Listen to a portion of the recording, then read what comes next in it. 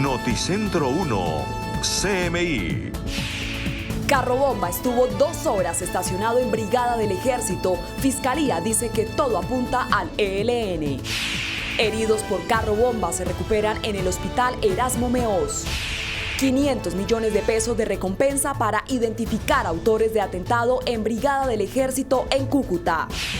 Cadena perpetua. ¿Será efectiva para violadores y asesinos de menores de edad? Capturan a violador sexual en Salgar, Antioquia. Pertenecía al Clan del Golfo. Empieza vacunación para personas entre 45 y 49 años con pico y cédula. 200 pacientes en Cali esperan por una cama UCI. 4 hospitales de Medellín se declaran en emergencia por límite de ocupación en UCI. Transmetro en Barranquilla sigue paralizado. Habilitan rutas temporales. Transcaribe aumenta pasaje en 100 pesos. Conductores de Metrolínea en paro por retrasos en pagos. Les deben 2 meses de salario. Con Luisa Tobo.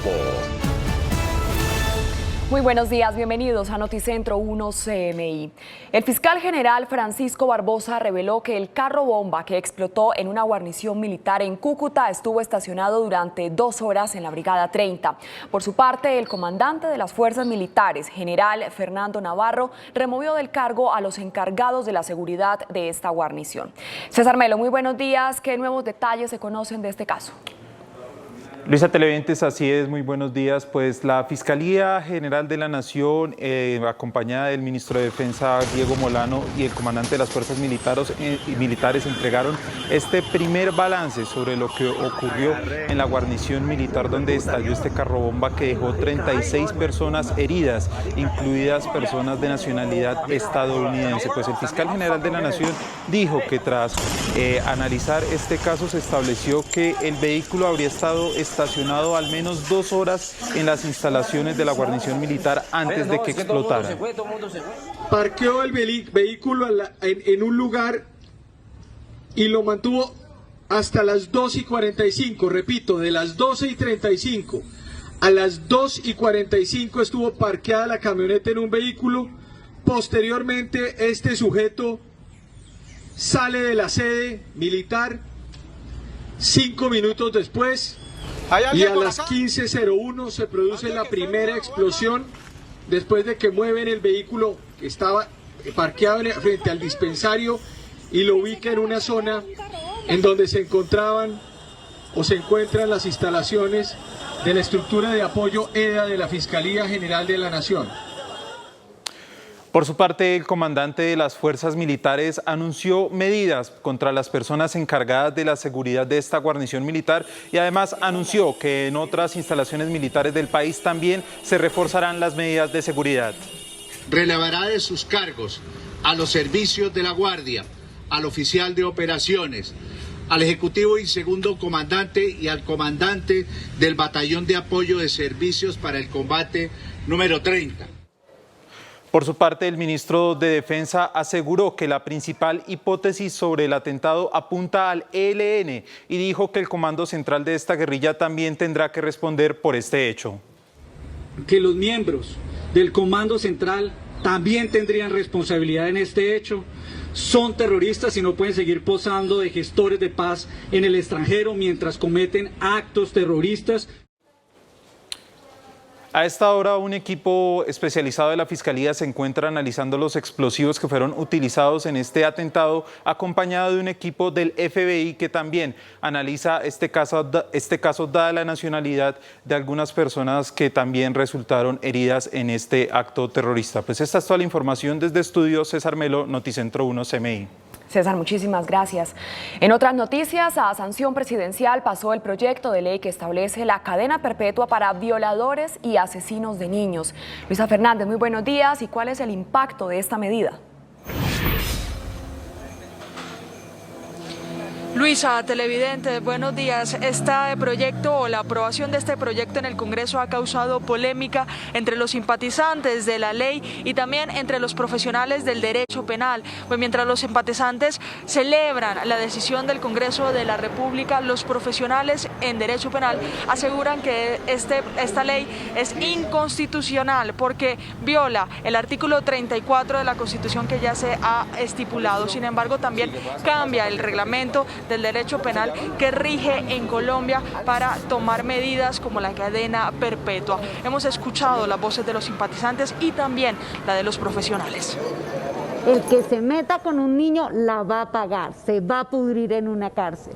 Esto es en honor a los miles de niños que están en el cielo y hoy están de fiesta con la gran defensora de los niños, mi mamá, Gilma Jiménez. Esta ley es regresiva para el derecho penal. Asimismo, está desconociendo los pilares de la Constitución frente a la libertad, la dignidad humana y el debido proceso. Además de eso, está desconociendo los tratados internacionales ratificados por Colombia y el Congreso.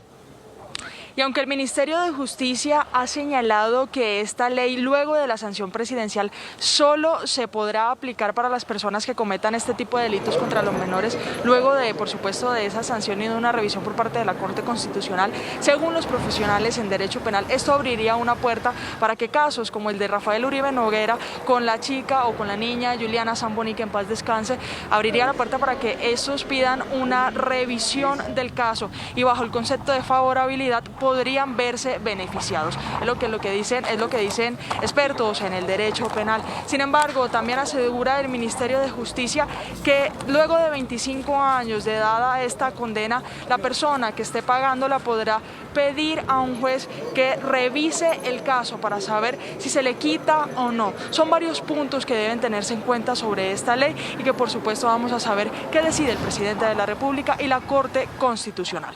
En otras noticias, me encuentro desde el Movistar Arena, es uno de los puntos de vacunación de Bogotá, porque a partir de mañana las personas entre los 45 y los 49 años de edad podrán vacunarse con pico y cédula en los más de 360 puntos de vacunación de la capital del país. Este anuncio lo realizó el Ministerio de Salud el día de ayer y hoy lo realizó el secretario de Salud de la capital del país. Sin embargo, el funcionario asegura que la capital necesita muchas más dosis de la vacuna contra el COVID-19 para poder garantizar una vacunación masiva en la cuarta etapa del plan de vacunación.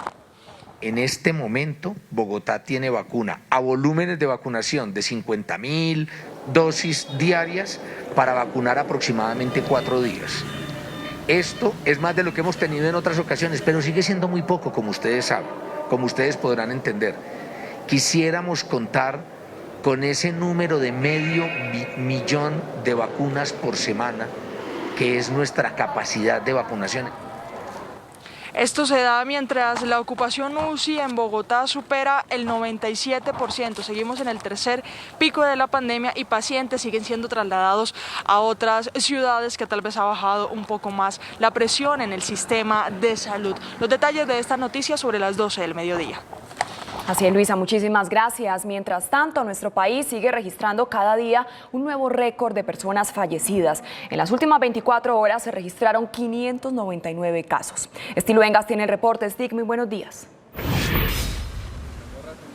Hola Luisa, televidentes, muy buenos días. Pues es alarmante lo que se está presentando en Colombia a causa del COVID-19. Los contagios y las muertes van en aumento. En solo 24 horas el Ministerio de Salud confirmó que murieron 599 personas. Y es que vamos a actualizar esas cifras más recientes. Los nuevos casos registrados, 24.452. El total de casos, 3.802.052. Los casos activos siguen aumentando y ya son 153.991. Las muertes, cuarto día consecutivo con récord 599, 500 de días anteriores. El total de fallecidos en este momento nos acercamos a las 100.000 muertes, ya son 96.965 los fallecidos. Los recuperados también aumentaron, 28.733. Ya le han ganado la batalla a este peligroso virus, un total de 3.539.442 personas. Pruebas procesadas el día de ayer en los laboratorios del país, 87.837. Las autoridades están en alerta, hacen un llamado a todas las personas para que no relajen las medidas de bioseguridad, para que sigan usando bien el tapabocas y para que tengan en cuenta todas las recomendaciones que se han dado a lo largo de esta pandemia. Y en otras noticias, siendo las 11:10 de la mañana, hablamos de otra importante noticia. La DIJÍN de la policía capturó en las últimas horas a alias Víctor Nata, considerado el violador en serie más buscado de Salgar, Antioquia. Se le atribuyen diferentes acosos a mujeres, a niñas. También ha dicho el director de esta entidad que gracias a un retrato de una víctima que denunció a la policía fue que se dio con la ubicación, el paradero de este sujeto. Justamente Noticentro 1 CMI conoció el relato de esta persona. Ya estaba sola con mis 3 niñas cuando él me pidió agua. Yo le dije, sí, bien pues, ahí está la manguera. Entonces él entró, estaba tomando agua. Cuando en un descuido yo sentí que me dieron un golpe en la espalda y caí al suelo. Entonces empecé a forcejear con él. Cuando me dio un golpe así en la cara, yo quedé inconsciente. Y ahí fue cuando me violó. Y otra noticia importante y que es muy conveniente aclarar en este momento cuando se está pagando la denominada prima en este mes de junio. Recuerden que todos los empresarios tienen plazo de hacer este pago hasta el 30 de este mes. Para hablar de estas recomendaciones, para que usted no sea víctima de robo, nos acompaña el general Carlos Rodríguez, quien es el director de Seguridad Ciudadana de la Policía. General, ¿cuáles son esas recomendaciones específicas para los ciudadanos? Dentro de las recomendaciones más importantes tenemos primero que todo no aceptar ayuda de ninguna persona en los cajeros. Verifiquemos que los cajeros estén en un lugar visible, seguro, no hacer retiros en altas horas de la noche. De igual manera, si la tarjeta es retenida por el cajero, permanecer en el mismo hasta que tenga la asistencia de una persona que realmente corresponde a esta entidad.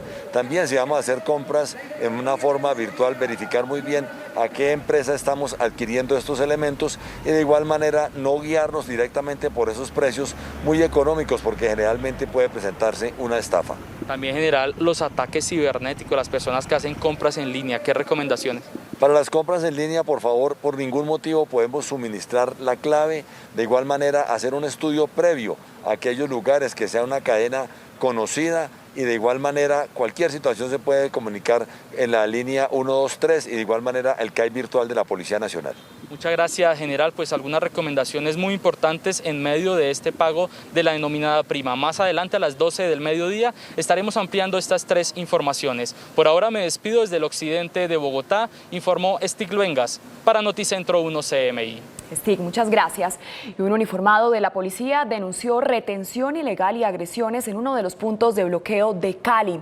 Sebastián, muy buenos días. ¿Cómo fueron estos hechos? Hola Luisa, televidentes, muy buenos días. Según el uniformado de la policía, este se encontraba muy cerca, en uno de los puntos de resistencia en el sector de Puerto Rellena o Puerto Resistencia, realizando algunas diligencias personales con su familia durante su día de descanso, cuando fue abordado por algunos sujetos que lo agredieron y lo llevaron hasta un salón donde lo intimidaron, lo amenazaron y también le decían, lo interrogaron por qué estaba en esta parte. La institución interpuso una denuncia por secuestro. Por su parte, los jóvenes que forman parte de la primera línea respondieron a esta denuncia de la policía. Ellos desvirtuaron esta denuncia e indicaron que nunca maltrataron al uniformado de la policía. El uniformado fue entregado a una comisión de derechos humanos y a la misión médica y luego fue remitido a un centro asistencial. De otra parte, ustedes van a observar en este momento el video de una cámara cámara de seguridad donde se observa como dos sujetos llegan hasta una camioneta que pertenece al esquema de seguridad del representante de la Cámara, Gustavo Padilla. Luego, uno de los hombres aborda al conductor y lo agreden físicamente, además lo intimidan con armas de fuego y hurtan sus pertenencias y también la camioneta, la cual es ubicada horas más tarde en un punto en el suroriente de la capital del Valle. Este hombre es el escolta del congresista y recibió un disparo en su pierna. Por fortuna ya fue dado de alta. Las autoridades buscan con este video a los responsables del hurto. Y ahora cambiamos de tema porque de acuerdo con la Secretaría de Salud del Valle, la ocupación de las 1.165 camas de unidades de cuidado intensivo en todo el departamento del Valle están en un 100% de ocupación. Hay pacientes que completan varios días esperando el cupo en alguna de estas unidades de cuidado intensivo, pero también las autoridades están preocupadas por el bajo porcentaje de las personas que se están acercando a los puestos de vacunación. Por eso a esta hora nos acompaña Millerlandi Torres. Ella es la secretaria distrital de salud. Doctora Millerlandi, gracias por estar con nosotros aquí en Noticentro 1 CMI. ¿Cuál es esa invitación y los requisitos para que las personas acudan a los megacentros a vacunarse? Bueno, sí, hola, muy buen día. Estamos aquí en uno de los megacentros de la ciudad de Cali. Hoy hemos tenido un poco más de afluencia de personas porque se abrió la etapa, se dio apertura a la etapa de 45 o mayores de 45 años. Sin embargo, seguimos observando que no es lo que esperábamos, que deberíamos de tener un número más alto de personas acudiendo.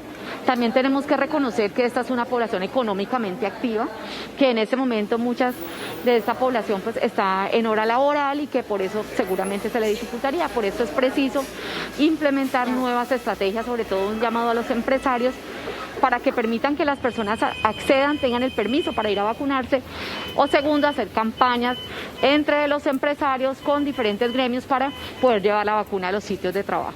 Secretaria, ¿qué se han encontrado ustedes? Porque también hacen recorridos invitando a la gente a vacunarse o vacunando de manera domiciliaria. ¿Qué se han encontrado de pronto? ¿Algún tipo de mitos de las personas que impiden llegar a estos puntos? Sí, bueno, este fin de semana que tuvimos un recorrido conversando con las personas ya en territorio, sobre todo en el oriente de Cali, donde la cobertura es menor que en otras áreas de la ciudad, nos manifiestan que primero que querían que otras personas se vacunaran antes para ver cómo les iba y luego si ellos, o sea, temor, miedo a la vacuna.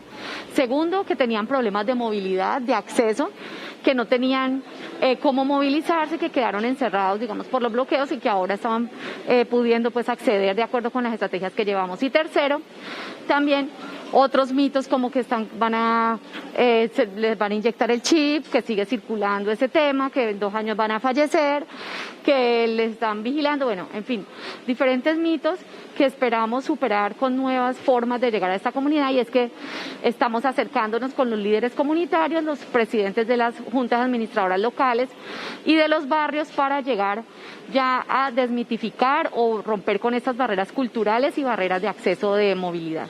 Secretaria, ¿cómo puedo hacer yo para darme cuenta si ya me toca el turno para vacunarme y poder dirigirme a uno de esos megacentros? Bueno, primero los que tengan más de 45 años ya no tienen que hacer nada. Ya está priorizado, así que con la cédula, si usted sabe que tiene más de 45 años, acercarse a cualquier sitio de la ciudad.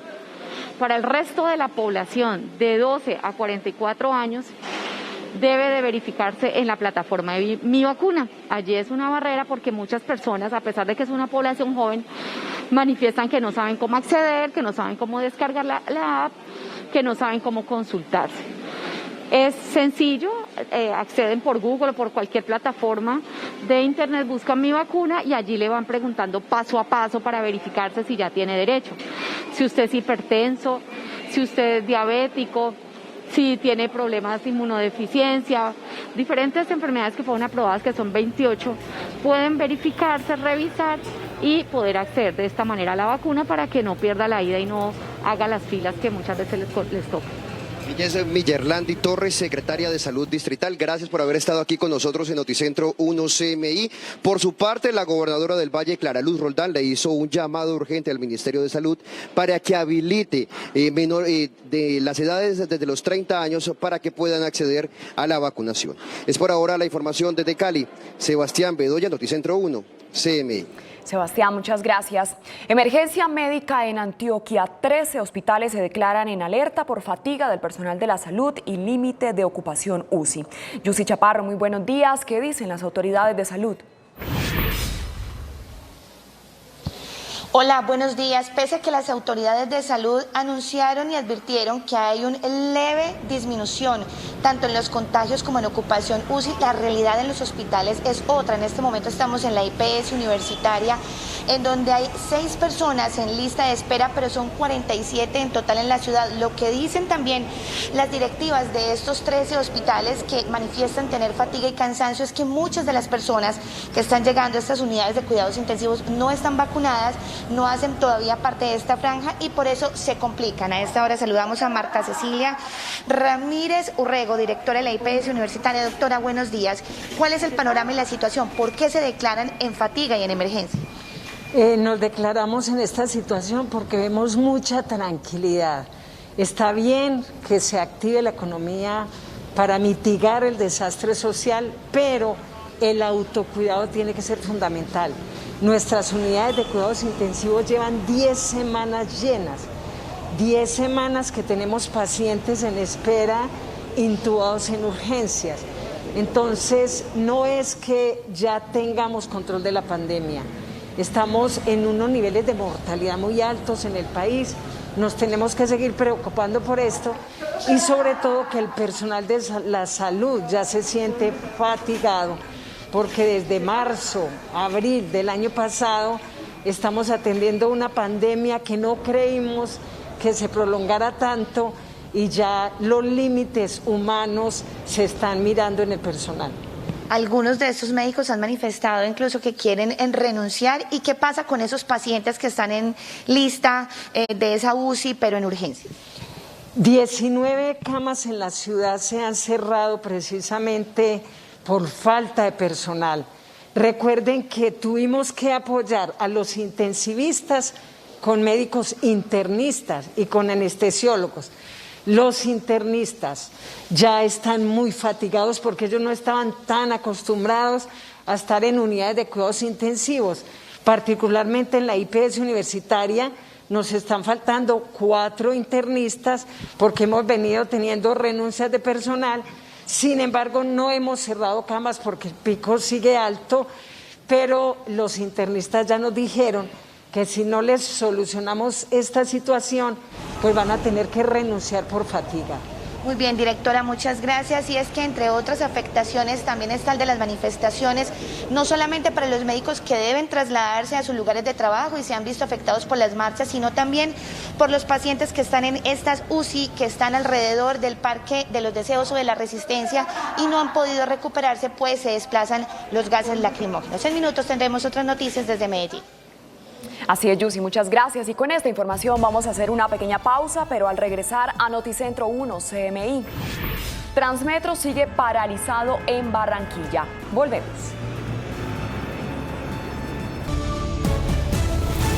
Seguimos en Noticentro 1 CMI. Por segundo día consecutivo está paralizado el sistema de transporte masivo Transmetro. Se habilitaron 3 empresas de transporte para cubrir 2 troncales. Jorge Castro, muy buenos días. ¿Cómo ha funcionado este plan de contingencia? Muchas gracias, Luisa. Muy buenos días. Paulatinamente, más de un centenar de buses del servicio urbano de las empresas La Carolina, Sobusa, están haciendo estos recorridos por la avenida Olaya Herrera, también por la calle Murillo, haciendo los desplazamientos que normalmente se hacen por estas troncales en los buses del servicio de transporte masivo Transmetro. La parálisis continúa, ha sido paulatino el movimiento de pasajeros. Muchos ciudadanos no conocían la adopción de este plan de contingencia por parte de las autoridades y los recorridos no son, expresan mucho de ello en el sentido en que se venía haciendo con el sistema de transporte masivo Transmetro. A muchos usuarios les ha tocado hacer un trayecto a pie y otro trayecto en bus, pero son disposiciones transitorias que se han adoptado por parte de la Alcaldía de Barranquilla mientras se normaliza el servicio de transporte en Transmetro. Más adelante tendremos, Luisa, otros detalles de esta noticia desde Barranquilla. Así es, Jorge, gracias. Mientras tanto, el valor del pasaje de Transcaribe en Cartagena aumentaría 100 pesos en el segundo semestre del año. Tatiana Rodríguez, ¿de qué depende esta decisión? Muy buenos días. Luisa, televidentes, muy buenos días. Mire, será el alcalde de Cartagena quien decida si se aumenta o no 100 pesos al valor del pasaje del sistema de transporte masivo de Transcaribe, luego de un soporte, un estudio técnico que está realizando la gerencia del sistema. Entraría a regir esta medida en el segundo semestre de este año. Cabe destacar que hace un mes que Transcaribe reactivó el cobro del pasaje tras estar suspendido luego de que el sistema debiera dinero al encargado de recaudar. Sin embargo, esta crisis del sistema continúa y según ha manifestado la gerencia, el déficit de ese mes de suspensión es mayor a los 6.000 millones de pesos. Se espera pues bien que el alcalde de Cartagena en los próximos días pueda confirmar si efectivamente se cobrará 100 pesos o aumentará 100 pesos el pasaje del sistema de transporte masivo Transcaribe. Entre tanto, los usuarios del sistema hay quienes están a favor y en contra de esta decisión.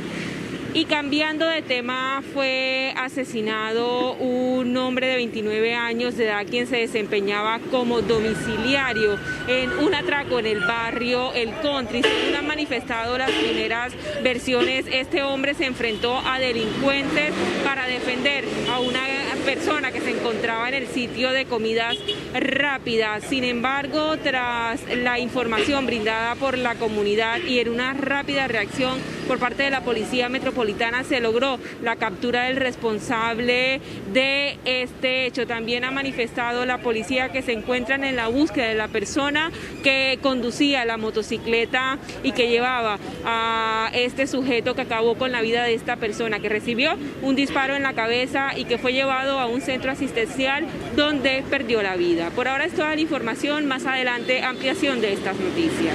Así es, Tatiana, muchas gracias. Con esta información hacemos una breve pausa, pero al volver a Noticentro 1 CMI. Así fue el apretón de manos entre los presidentes Vladimir Putin y Joe Biden. Volvemos.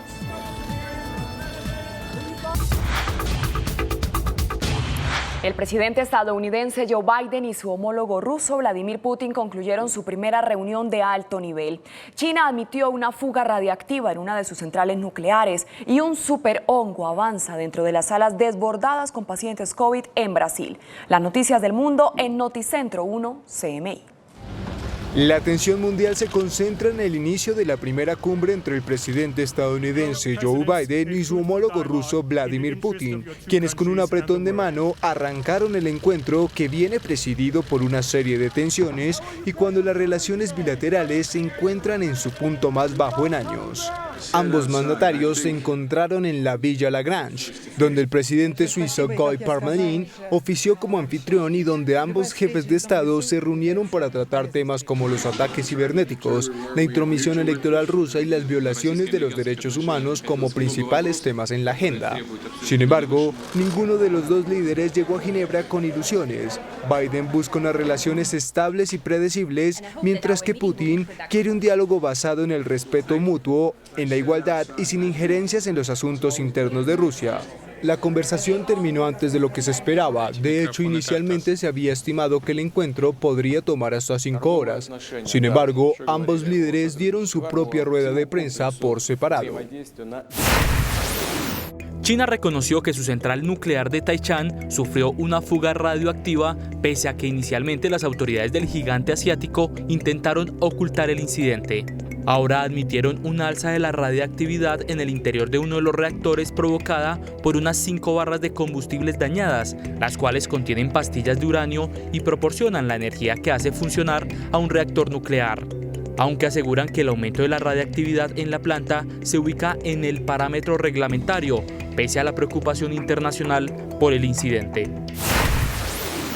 La crisis sanitaria sin precedentes desatada por la implacable propagación de la pandemia del coronavirus en Brasil favoreció el avance de un superhongo en los hospitales del gigante suramericano, donde la ocupación completa de las unidades de cuidados intensivos y el resto de salas desbordadas de pacientes fueron generando las condiciones ambientales ideales para Candida auris, un microorganismo que es resistente a los medicamentos contra hongos, el cual ya se detectó en al menos 11 pacientes, mientras los científicos están preocupados por la posibilidad de que el microorganismo se esté transmitiendo en los centros hospitalarios.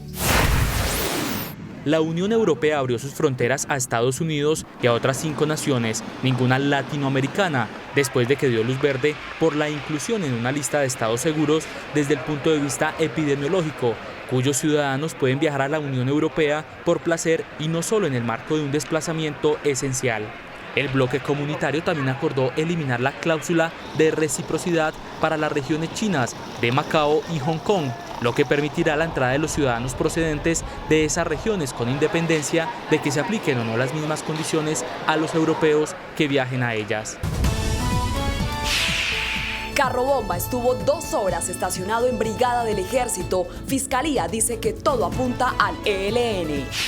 Heridos por carrobomba se recuperan en el hospital Erasmo Meós. 500 millones de pesos de recompensa para identificar autores de atentado en brigada del ejército en Cúcuta. Cadena perpetua. ¿Será efectiva para violadores y asesinos de menores de edad? Capturan a violador sexual en Salgar, Antioquia. Pertenecía al Clan del Golfo. Empieza vacunación para personas entre 45 y 49 años con pico y cédula. 200 pacientes en Cali esperan por una cama UCI. 4 hospitales de Medellín se declaran en emergencia por límite de ocupación en UCI. Transmetro en Barranquilla sigue paralizado. Habilitan rutas temporales. Transcaribe aumenta pasaje en 100 pesos. Conductores de Metrolínea en paro por retrasos en pagos. Les deben 2 meses de salario. Con Luisa Tobo. Seguimos en Noticentro 1 CMI. Gracias por continuar con nosotros. El fiscal general, el ministro de Defensa y el comandante de las Fuerzas Armadas entregaron nuevos detalles del atentado a la brigada del ejército en Cúcuta. Según las autoridades, todo apunta a que el carro bomba fue autoría del bloque oriental del ELN. César Melo, muy buenas tardes. ¿Cómo va esta investigación? Así es, Luisa, televidentes, muy buenas tardes. Pues el fiscal general de la Nación, Francisco Barbosa, entregó los primeros detalles sobre esta investigación que se adelanta por parte de peritos expertos de la Fiscalía y también por agregados del FBI que también hacen presencia en el país. Pues el fiscal general de la Nación dijo que todas las hipótesis apuntan a que el ELN sería el responsable de esta acción y también aseguró que el vehículo estuvo estacionado en las instalaciones de esta guarnición por más de 2 horas. La Fiscalía entregó los primeros detalles sobre el atentado que dejó 36 personas heridas luego de que estallara un carro bomba en una instalación militar en Cúcuta. El fiscal indicó que el vehículo estuvo estacionado por más de 2 horas en la guarnición. Parqueó el vehículo en un lugar y lo mantuvo hasta las 2:45, repito, de las 12:35 a las 2:45 estuvo parqueada la camioneta en un vehículo. Posteriormente, este sujeto sale de la sede militar 5 minutos después y a las 15:01 se produce la primera explosión después de que mueven el vehículo que estaba parqueado frente al dispensario y lo ubica en una zona en donde se encontraban o se encuentran las instalaciones de la estructura de apoyo EDA de la Fiscalía General de la Nación. Con el apoyo del FBI, la Fiscalía inició con el análisis de los explosivos e insumos empleados en el atentado, que también dejó a estadounidenses heridos. Por su parte, el comandante de las fuerzas militares relevó de sus funciones a los uniformados encargados de la seguridad de la instalación. Relevará de sus cargos a los servicios de la Guardia, al oficial de operaciones, al ejecutivo y segundo comandante y al comandante del batallón de apoyo de servicios para el combate número 30. El ministro de Defensa indicó que la primera hipótesis apunta al ELN y dijo que el comando central de esa guerrilla tendrá que responder por el hecho. que los miembros del Comando Central también tendrían responsabilidad en este hecho. Son terroristas y no pueden seguir posando de gestores de paz en el extranjero mientras cometen actos terroristas. El gobierno ofreció una recompensa de 500 millones de pesos por información que ayude a encontrar a los responsables del hecho. Pues por esta acción 36 personas resultaron heridas. De esas, 10 continúan hospitalizadas en varias clínicas de la ciudad de Cúcuta. Los heridos más delicados de este atentado terrorista al ejército en Cúcuta son atendidos en el hospital Erasmo Meós. Estamos atendiendo 6 pacientes en condiciones estables, con diagnósticos de contusión de cadera, contusión abdominal, contusión en miembros inferiores, miembros superiores. Y tenemos en este momento 2 pacientes con diagnóstico de barotrauma otítico post-explosión. Los pacientes están en seguimiento por especialistas, se les está realizando exámenes complementarios y no tenemos ningún paciente que presente gravedad.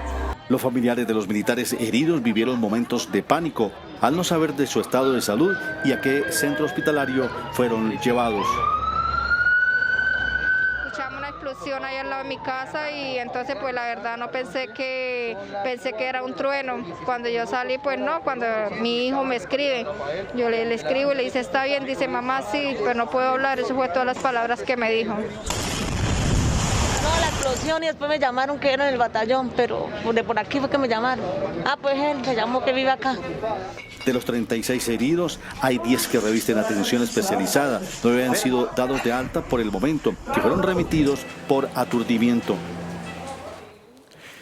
Pues a esta hora, integrantes del CTI, un equipo especial enviado desde Bogotá para el tema de explosivos, analizan cuáles fueron estos insumos utilizados en este atentado terrorista y también están acompañados de un equipo del FBI. Pues espera que en la tarde de este martes la Fiscalía avance con esta investigación para determinar quiénes fueron los responsables de este hecho que, como lo mencionaba el ministro de Defensa, todo apuntaría que fue el Ejército de Liberación Nacional. Esa es toda la información que originamos desde Estudios. César Melo, Noticentro 1, CMI. César, muchísimas gracias. Un fuerte olor a gas obligó a evacuar esta mañana el Concejo de Bogotá. Los bomberos atendieron la emergencia y descartaron una fuga. El debate de control político en el Concejo de Bogotá fue suspendido abruptamente en la mañana de este miércoles tras sentirse un fuerte olor a gas. Se recibe un llamado por un posible olor extraño en el ambiente. Al llegar al lugar se hace la verificación y el monitoreo de las concentraciones tóxicas explosivas en el ambiente. Los concejales y funcionarios tuvieron que evacuar de inmediato el salón principal. Se evidenció un trabajo de un vehículo para extracción de lixiviados generados por los baños del lugar. Una obra contigua que se encuentra junto al concejo. Esto fue lo que generó los olores en el lugar. Los bomberos atendieron la emergencia y tras una inspección se descartó una fuga de gas, por lo que se reanudó el debate sobre la ejecución del cupo de endeudamiento por 10.7 billones de pesos. A sanción presidencial pasó el proyecto de ley que establece la cadena perpetua para violadores y asesinos de niños. Luisa Fernández, ¿cuál es el impacto de esta medida? Buenas tardes.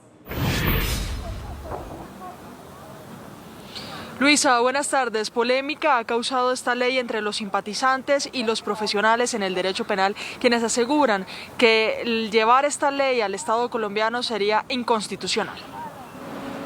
La ley estatutaria busca en primera instancia modificar el artículo 34 de la Constitución, que prohíbe la prisión de por vida, determinando prisión perpetua para los violadores de menores.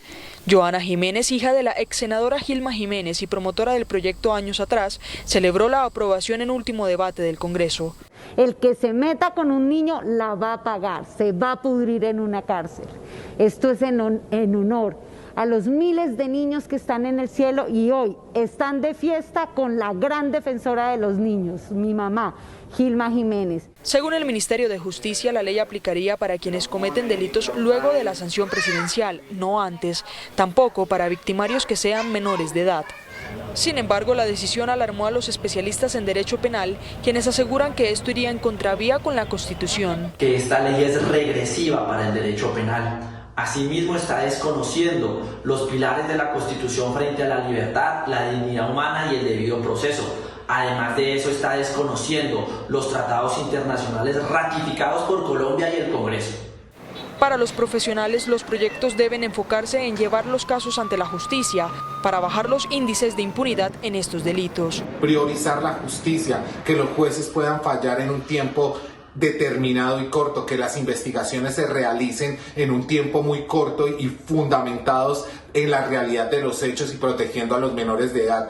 Esto es populismo punitivo y creemos que no tiene ninguna salvedad constitucional, es decir, será declarado inconstitucional. Otro punto del documento indica que podrá revisarse la pena en un plazo mínimo de 25 años para que la resocialización del condenado sea evaluada.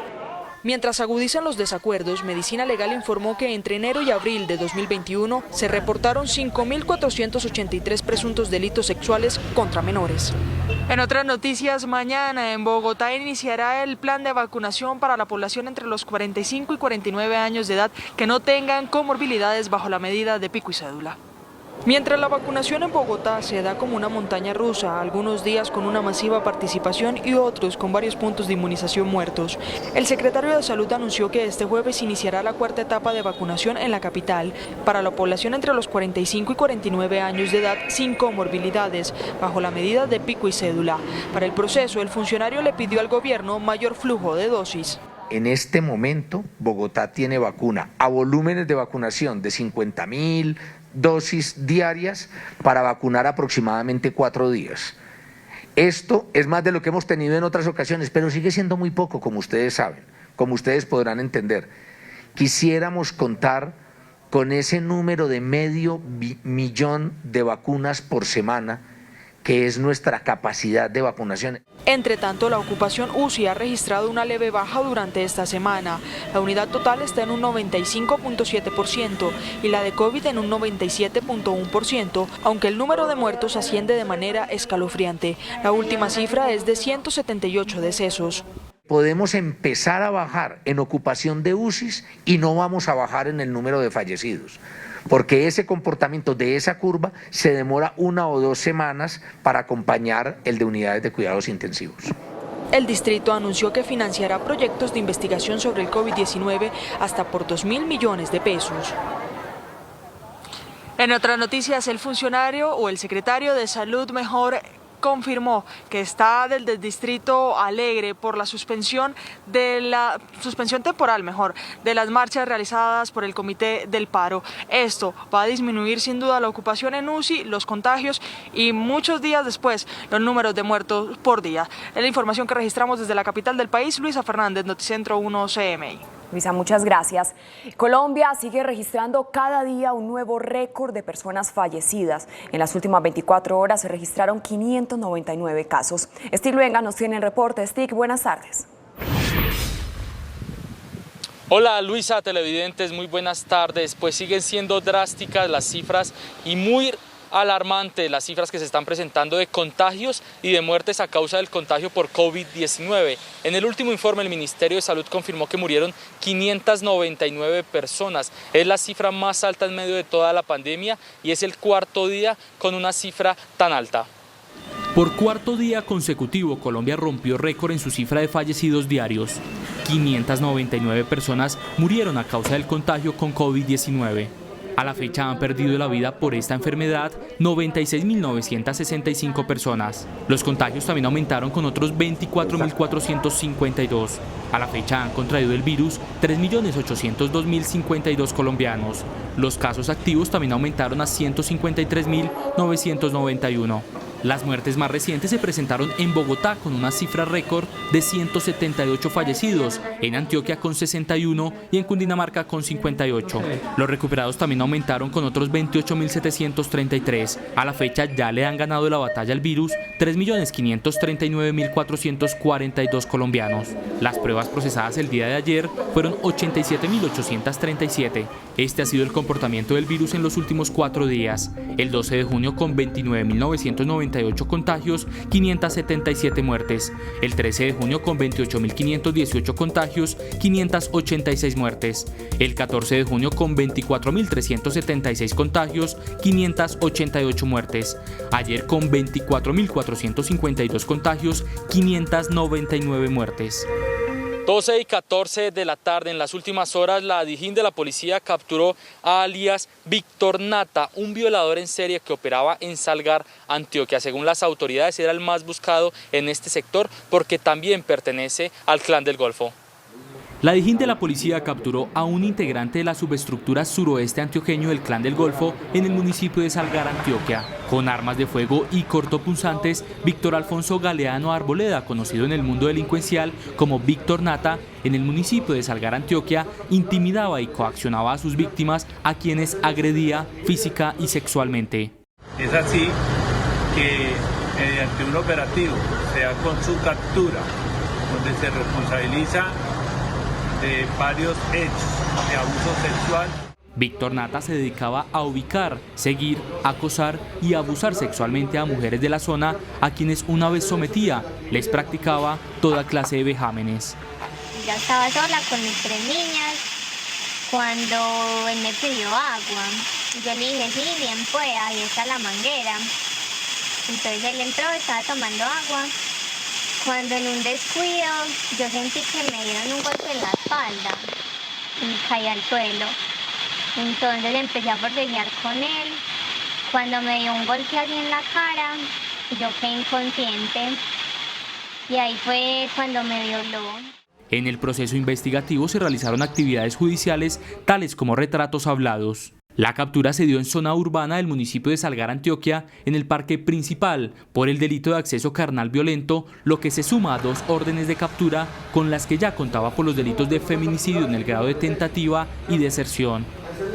Y es que, según las autoridades, en las garras de este depredador habrían caído al menos 250 jóvenes, también algunas menores de edad. En otras noticias, importantes recomendaciones entregan las autoridades en medio de este 15 de junio que se presenta el pago de la prima en todo lo que tiene que ver en la mitad de este año. Pues según el director de Seguridad Ciudadana, el general Carlos Rodríguez, hay que tener en cuenta algunas recomendaciones básicas, por ejemplo, cuando uno va a retirar el dinero en los cajeros automáticos y también cuando se van a realizar compras electrónicas. En este momento van en aumento los ciberdelitos, por eso es muy importante que no se hagan pagos a páginas desconocidas, siempre en algunos portales ya reconocidos para que no se presenten fraudes electrónicos.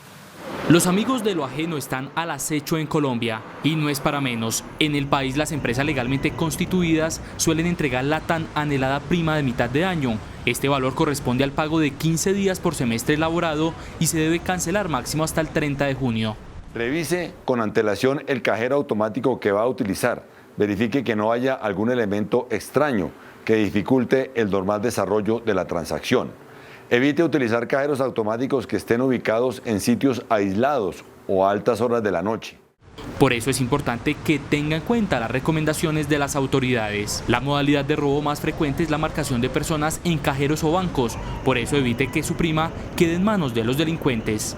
Si piensa retirar altas sumas de dinero, opte por utilizar canales de transacciones como cheques de gerencia, transferencias de fondos o recuerde que la Policía Nacional ofrece el servicio de acompañamiento de manera gratuita.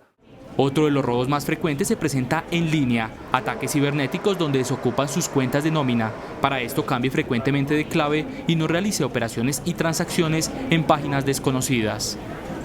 Con estas informaciones me despido desde el occidente de Bogotá, informó Stig Luengas para Noticentro 1 CMI.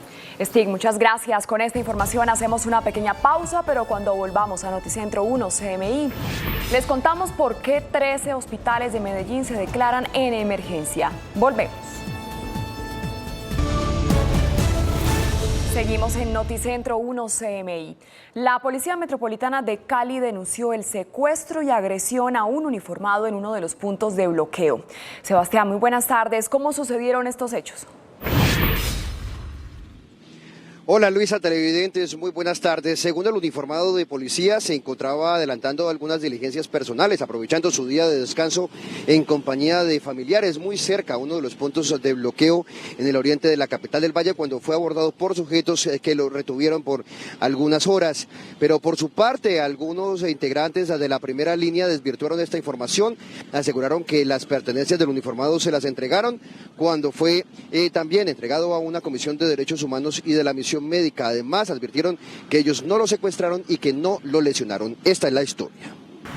El subteniente de policía cuenta cómo fue agredido luego de ser retenido por varios sujetos mientras realizaba labores personales con familiares durante su día de descanso cerca a uno de los puntos de bloqueo en el suroriente de Cali. Soy interceptado por 2 sujetos encapuchados que me manifiestan que soy policía, o sea, me identificaron de esa forma, se acercaron hacia mí e inmediatamente, de manera arbitraria y abusiva, toman mi teléfono celular, me obligan a desbloquearlo y observan la galería de fotos que pues yo tengo en el equipo.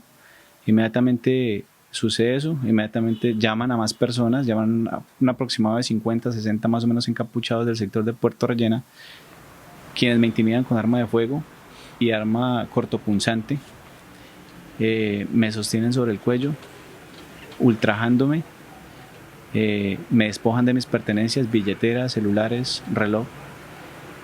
Portaba conmigo una cadena en oro y la utilizan para ahorcarme, por decirlo de esa manera. Además denunció que fue víctima de amenazas y fuertes intimidaciones. En ese momento me nombraron lo que había pasado con el compañero en el sector de Paso de Comercio y me dijeron que me iba a pasar exactamente lo mismo, que me iban a disparar, que me iban a apuñalar y que posteriormente me iban a desaparecer. Ya se está instalando la denuncia por secuestro en el Gaula. Ya tenemos un grupo de Policía Judicial e Inteligencia realizando todos los procesos investigativos y de Policía Judicial que nos lleve directamente a la captura de estos individuos.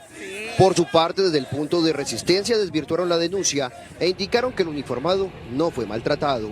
Nosotros no fuimos y no somos culpables de eso, por eso se le hizo un video en el cual nosotros lo entregamos a él con sus pertenencias. Estamos claros de que no lo agredimos en ningún momento, ni física ni psicológicamente.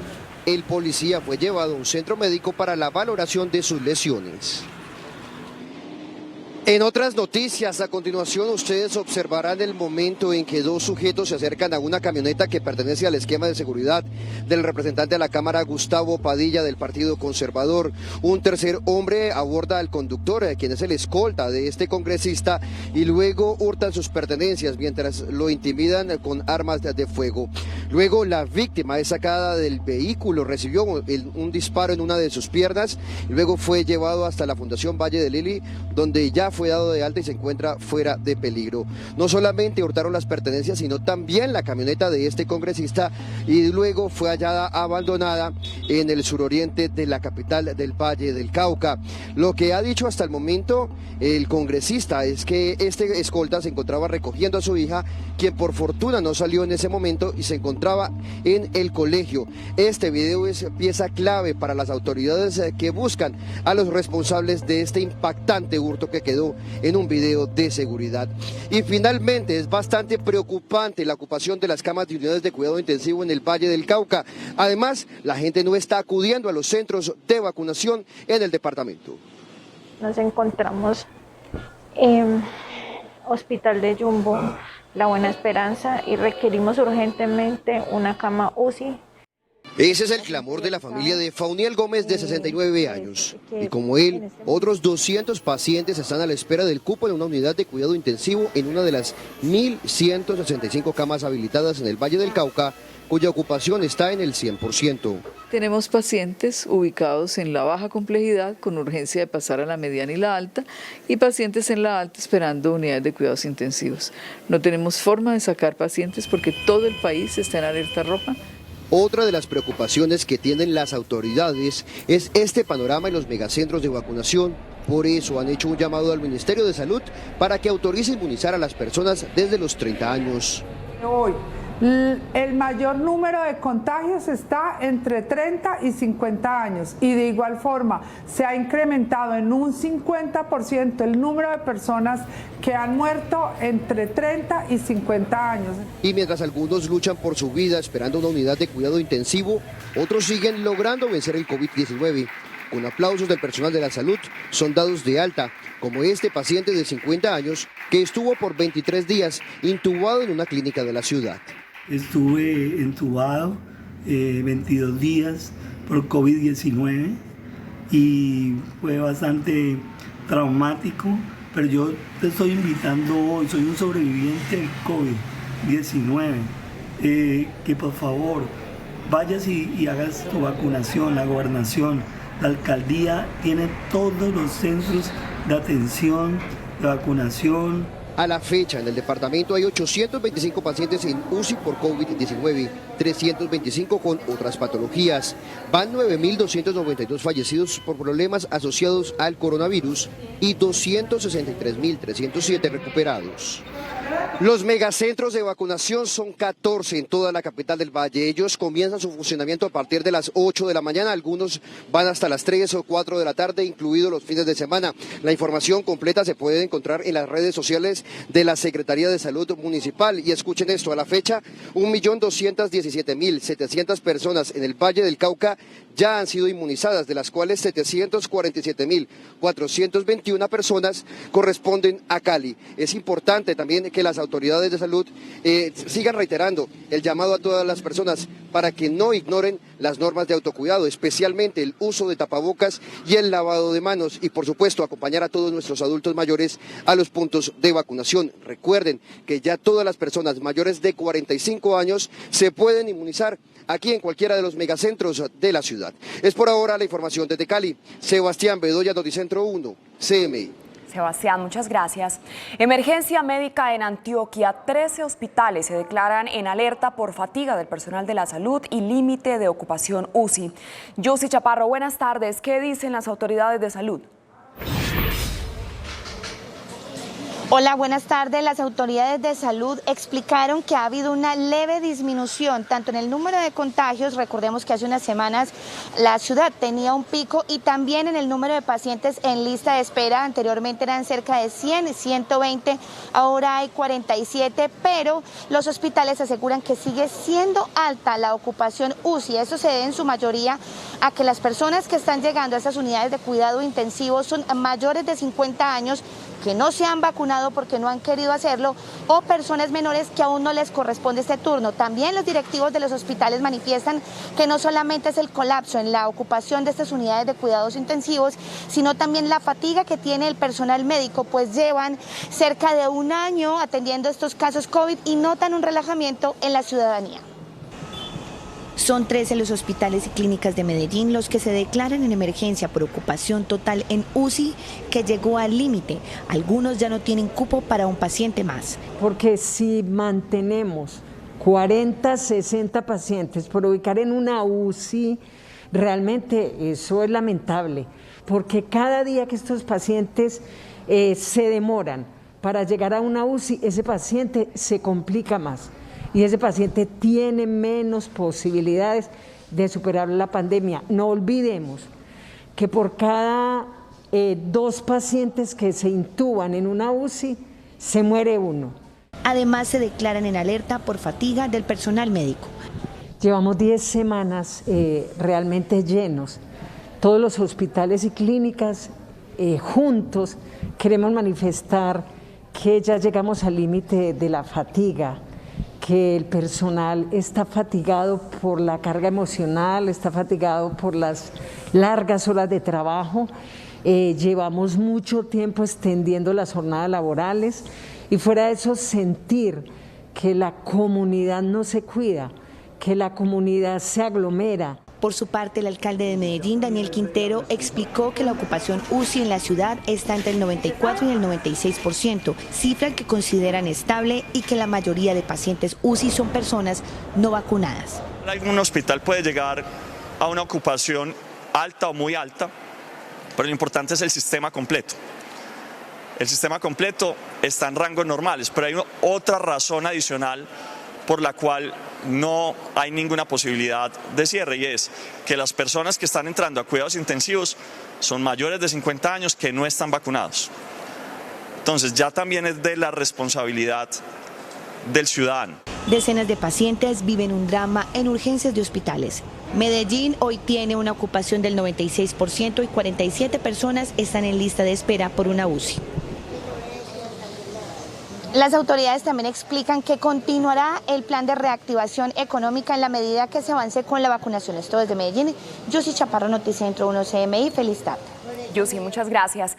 El Transmetro sigue paralizado en Barranquilla y el área metropolitana. Mientras tanto, para facilitar la movilidad de los usuarios del sistema, se habilitaron 3 empresas para cubrir las rutas.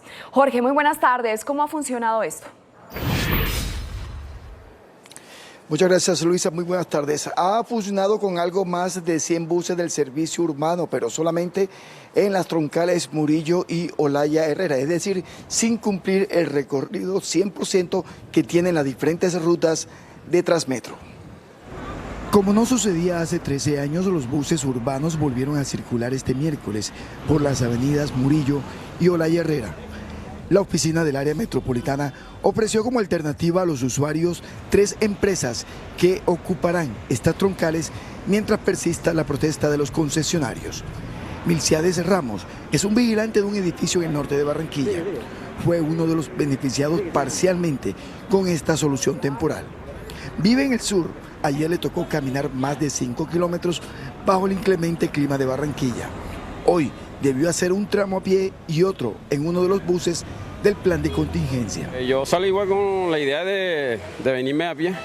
La pinta era para venir caminando, pero más o menos porque no sigue derecho, dobla por la 38. Lo cogí en la Murillo con la 2. Como el bus cursó hacia el centro de Barranquilla, hoy le tocó caminar unas 10 cuadras en su rumbo final al trabajo. Ese servicio ha sido malo.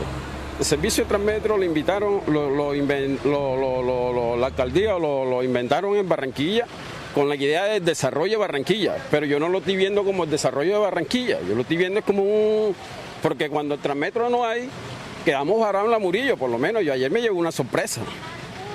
¿Qué me tocó? Pues caminandito y trotando hasta el sitio de trabajo. Este plan de contingencia adoptado de manera temporal por Transmetro y el área metropolitana de Barranquilla busca atender a los cerca de 58.000 pasajeros que utilizan el sistema. Para algunos usuarios, las rutas alternas han sido una solución. Aquí peleando con el Transmetro para poder embarcarse en un bus. Entre los transportadores, poner a circular los buses por estas rutas tampoco ha sido la mejor opción. Más o menos, porque apenas la gente está conociendo apenas la ruta. Este plan de contingencia tendrá estas rutas temporales dispuestas para cubrir la demanda insatisfecha por la decisión de cese de los operadores del sistema masivo. Los más de 250 buses de Transmetro con los que operaba desde antes de las pandemias permanecen estacionados en las terminales de Metrocaribe y de Sisturo, aquí en Barranquillita y en el municipio de Soledad. Noticias desde Barranquilla con Jorge Castro, Noticentro 1, CMI. Jorge, muchísimas gracias.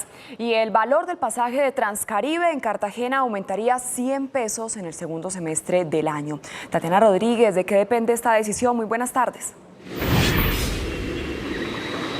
Luisa, televidente, los saludo, muy buenas tardes. Dependerá de un informe técnico que presente la gerencia de Transcaribe al distrito y será el alcalde de Cartagena, William Dow, quien decida finalmente si se aumenta la tarifa para el segundo semestre de este año.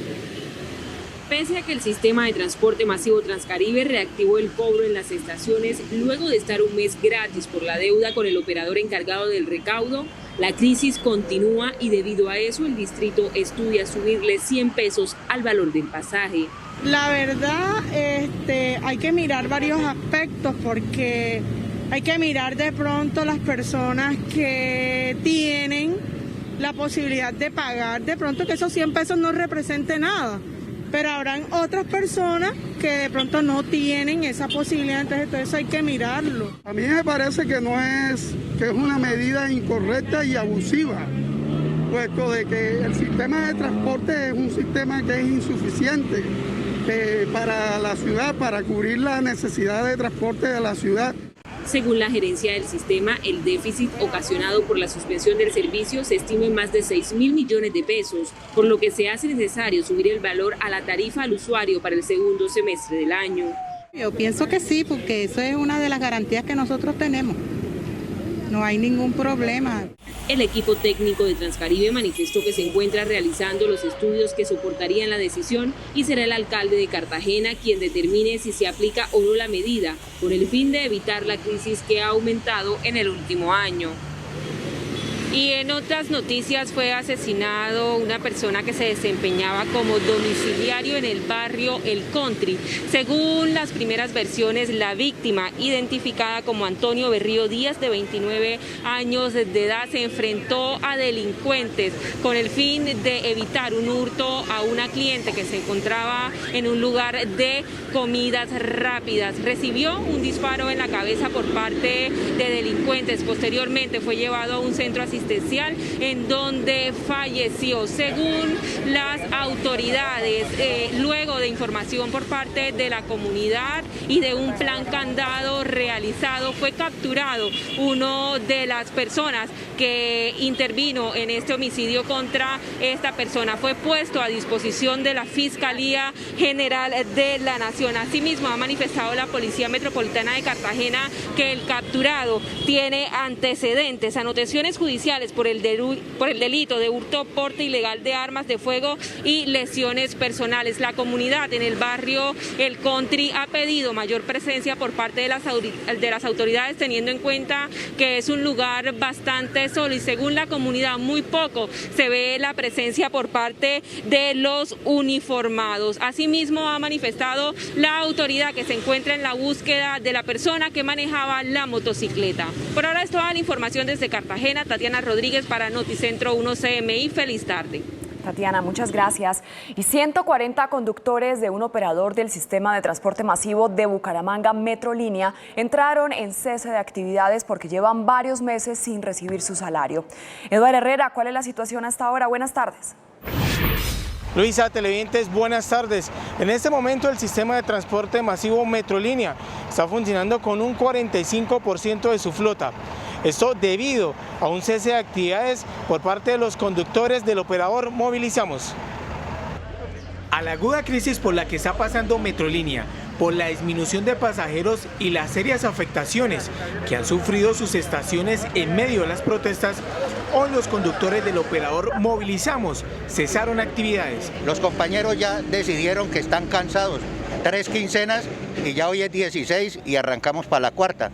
Las cesantías del año 2020 no las han consignado al día de hoy. La prima de mitad de año está en veremos. Los conductores aseguran que llevan en esta situación más de un año. Por eso decidieron parar, porque no aguantan más.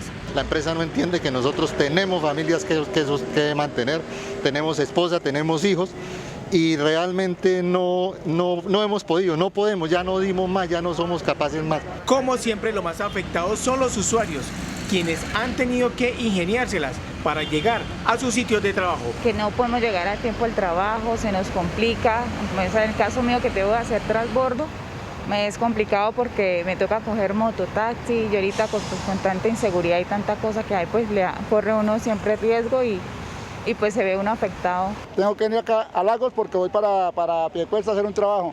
Utilizo Metrolínea, los padrones no lo están utilizando los buses estos, los alimentadores. Mucha aglomeración, el contagio va a ser mayor. Desde Metrolínea piden al ente gestor resolver esta situación con sus colaboradores lo más pronto posible y normalizar el servicio. Luisa, por su parte, el sistema de transporte masivo Metrolínea anunció un plan de contingencia, el cual entrará a funcionar desde las 4 de la tarde en plena hora pico, cuando las personas empiezan a retornar a sus hogares. Por el momento, eso es todo lo que sucede de la ciudad de Bucaramanga. Eduardo Herrera, Noticentro 1, CMI. Hasta aquí la información en Noticentro 1 CMI. A continuación, no se pierda La Rosa de Guadalupe. Y a las 9 de la noche nos vemos en una nueva emisión de noticias. ¡Feliz tarde!